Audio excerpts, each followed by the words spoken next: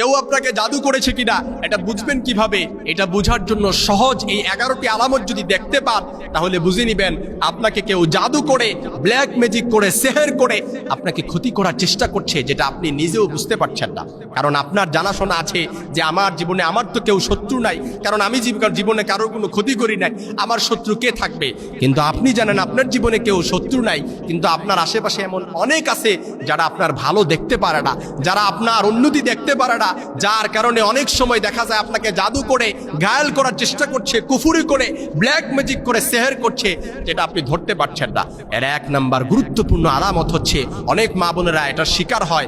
অনেক মা বোন দেখবেন সবকিছু ঠিকঠাক আছে, সম্পর্কও ভালো, একেবারে শেষ মুহূর্তে যে বিয়েটা ভেঙে যায়। সূরাতুল বাকারার মধ্যে আল্লাহ তাআলা খুব সুন্দর নির্দেশনা, আল্লাহ তাআলা স্পষ্ট প্রমাণ তুলে ধরেছেন।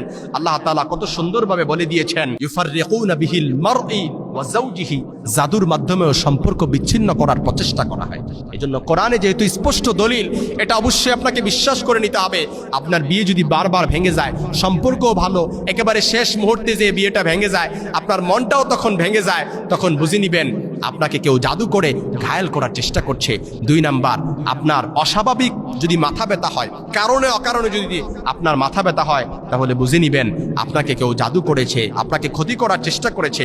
কারণ শরীরের কোনো রোগ ছাড়াই যদি মাথা ব্যথা বিশেষ করে নির্দিষ্ট কিংবা অনির্দিষ্ট জায়গায় হয়, তাহলে বুঝে নিবেন যে আপনাকে কেউ ঘায়েল করার চেষ্টা করছে। আল্লাহুল্লাযী খালাকাকুম মিন দাফিন, অর্থাৎ কোরআনে আল্লাহ তাআলা বলেন, আল্লাহ তোমাদের দুর্বল অবস্থা থেকে সৃষ্টি করেছেন। এই জন্য কেউ যখন আপনাকে ঘায়েল করার চেষ্টা করে, ব্ল্যাক ম্যাজিক করে কিংবা সেহের করে, জাদু করার চেষ্টা করে, যেটা আপনার শরীর নিতে পারে না, এই প্রভাব, এই ক্ষমতা আপনার শরীরের উপর যখন প্রয়োগ করা হয়, এই কুফুরি শক্তি যখন আপনার শরীরের উপর প্রয়োগ করা হয়, যেটা আপনার শরীর, এই দুর্বল শরীর নিতে পারে না, যার কারণে অকারণে মাথা ব্যথা তৈরি হয়। এমনভাবে মাথা ব্যথা তৈরি হয় যেটা একেবারে অস্বাভাবিক বলা যেতে পারে।